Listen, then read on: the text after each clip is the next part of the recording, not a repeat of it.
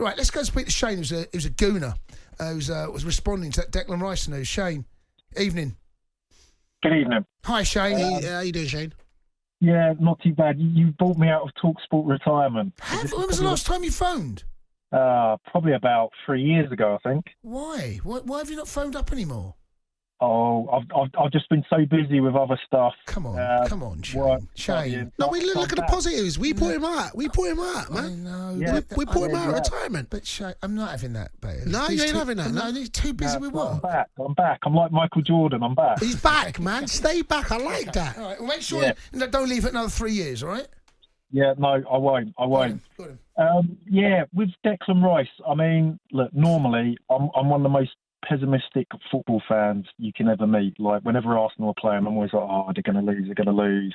I find it so stressful watching some of the games sometimes. Right, okay.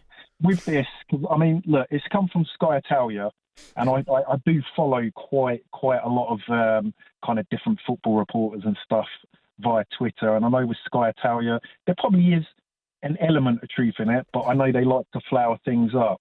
Now, I mean, look, until Fabrizio gives the here we go, I still think we're in with a chance, just because of the fact that a lot of the other outlets are saying that his preference was to stay in London.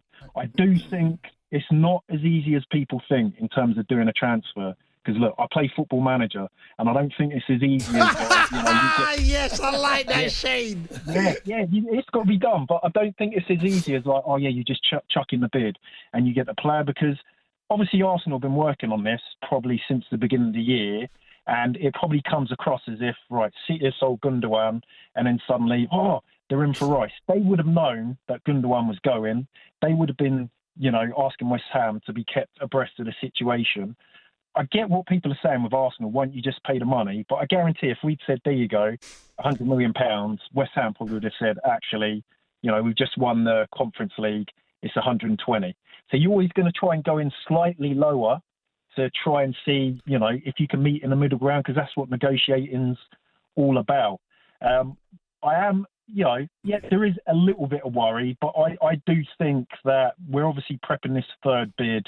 I think with this third bid, I'm hoping that'll be enough to get it over the line. I'd imagine we'll probably pay closer to like 90, maybe 95 million, and then with the add-ons. Because what I was hearing is that the structure of our deal, I don't know if we've turned around and said, we give you X amount if we win the Champions League, X amount if we win the league, and West Ham are thinking, well, hang on, how likely is that with the likes of Man City and obviously Liverpool if they get back to their winning way? So, to be fair, it's pragmatic the way you view it, and I understand it. But what I'll throw back to you is, of course, it's not as easy, especially a $100 million deal, but this has been on the cards for a while, and what Arsenal should have done, and listen, again, we're just speculating here, is they should have just wrapped it up, because Man City, even though they would have been toying between Gundogan going, and then that probably wasn't definitive until probably they won the Champions League. If they didn't win the Champions League, Gundogan may have stayed and thought, I wanted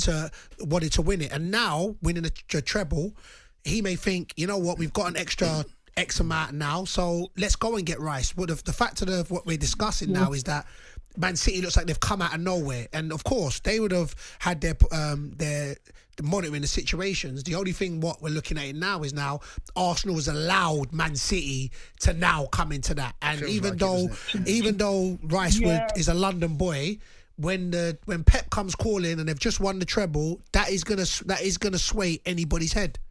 Or is it West Ham playing 4D chess, as they say? Just throwing it out there. Because all this time, it's just been mainly Arsenal in the running. You heard a little bit of a whisper from Manchester United, but if you're West Ham, what do you want when you're selling a player like that? Well, you want a bidding war. You want a bidding war? No, exactly. So but then Arsenal should have been like, look, you know what? Not that we're going to give you a deal that you can't, but they've already said 100 million. then go to Declan Rice. Look, we said we matched 100 million. You now need to do a little bit on your side to say, look, boys, you've got 100 million evaluation. Let me kind of go. That's where, you know, because Arsenal don't want to be in this position. Arsenal don't want to be in a bidding war, and especially with Man City. So that's that point, which, listen, I get it. Like, we don't know, and we're all speculating, and this is what West Ham just want as many people. They want Man United to be in the fray. They want Man City to be in the fray. They want Arsenal to be in the... But Arsenal don't.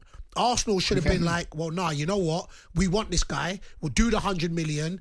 Then if they need to go and say, look, Declan Rice, you now go and push it over the line by chatting to the powers that be to say, you've got the money, let me go. But at this point, and again, this is just all speculation, it looks less favourable for Arsenal and more favourable for West Ham.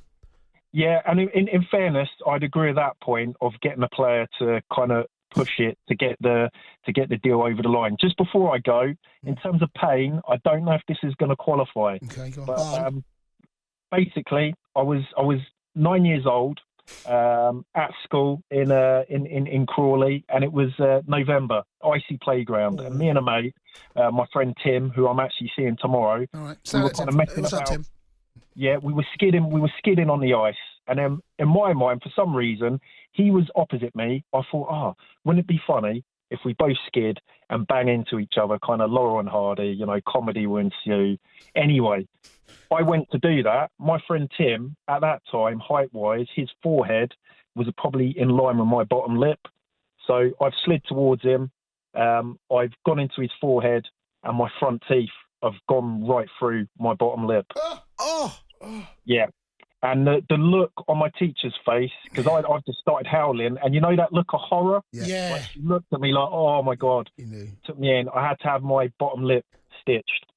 Yeah. Do you know, I'm kind of... It's half and half. It's not a sporting injury. It's half and half, because he kind of went for... Yeah. I mean, what was you think was going to happen if you bump into your friend? So you kind of deserved it. Yeah, I ain't gonna lie to you. You know what I'm saying? Not the teeth through your mouth. Like, you didn't deserve that. You know what I'm saying? Yeah. But you knew there was some sort of pain coming your way. Yeah. Shane, listen, great call. All right, Top man, top man. Have a great evening, brother. Shane, keep listening, by the way. Keep listening. And keep calling now. Yeah, make sure you keep calling. Good shout. The Sports Bar with Jamie O'Hara and Jason Cundy.